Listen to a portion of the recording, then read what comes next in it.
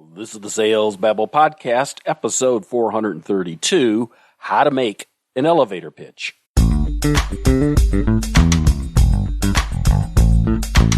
Welcome to Sales Babble, the podcast that shares selling secrets for non-sellers. And now your host, Pat Helmers. Hello, Sales Babblers. This is Pat Helmers. And did you know that in a building with 2 to 9 floors, an elevator should take between 10 and 20 seconds to clear the entire distance at full speed? In a building with 10 to 29 floors, it should take between 12 and 20 seconds to clear the entire distance at full speed, unless you live in New York City, where the average elevator ride's 118 seconds. So this creates a challenge for sellers who are tasked with delivering a pitch to a prospective buyer who's being held hostage ever so briefly in that elevator. What can you do to get prospects to pause and agree to learn more in 118 seconds? That's our topic for today.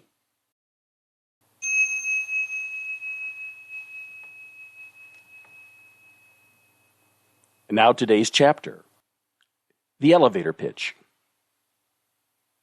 Brief in words, yet long in substance, tuned for the ear of the listener, the master seller makes their pitch.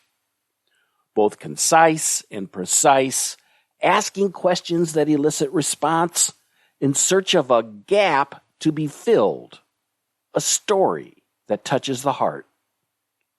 Sharing, asking, listening, all in the wink of a brief ride. And now today's story. On the trade show floor, Pat stepped into the aisle and handed attendees cards that caused them to pause and listen. Throughout the day, the pitch was tuned, with some words drawing blank stares and others glints of interest. By early afternoon, the pitch was polished, and Pat and Chris used it successfully for the rest of the event to collect qualified leads. At the end of the first day, Chris asked, "How did you know this pitch was going to work? I was surprised how it changed hour by hour." "Well," said Pat, "we know our solution, but it's in understanding the problems where most sellers falter. I just kept asking people, 'Do you have this problem?' and kept switching up problems until we found the one that resonates with the most. Then we started to tune it to see if it was an urgent problem, and if so, we told them a quick tale on the benefits of our solution." "The pitch is so fast," responded Chris. "It doesn't even talk about our features." "Yeah, I know," said Pat. "It's the secret sauce. If the person you're talking to has no interest in that, there's no use wasting time and sharing details."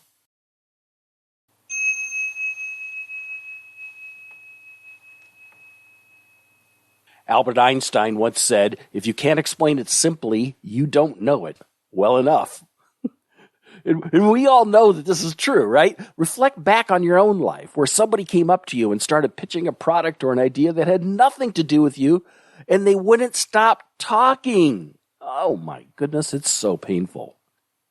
When somebody graces you with their time, honor their gift and speak quickly, getting to the point.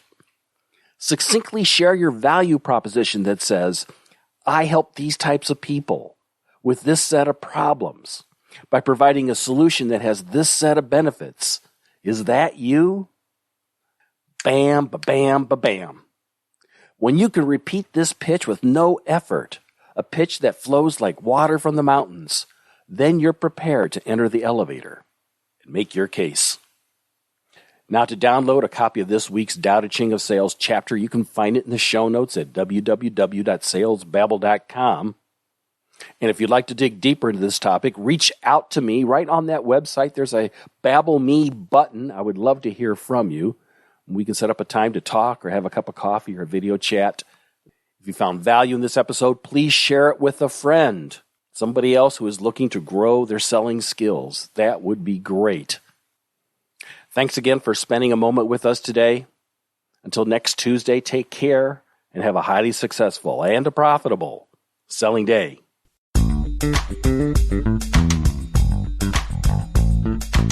Thank you for listening to the Sales Babble podcast.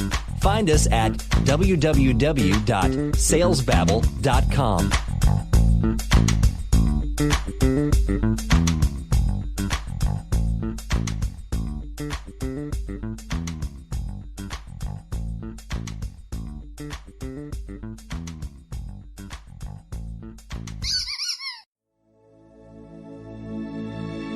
This is a production of Habanero Media.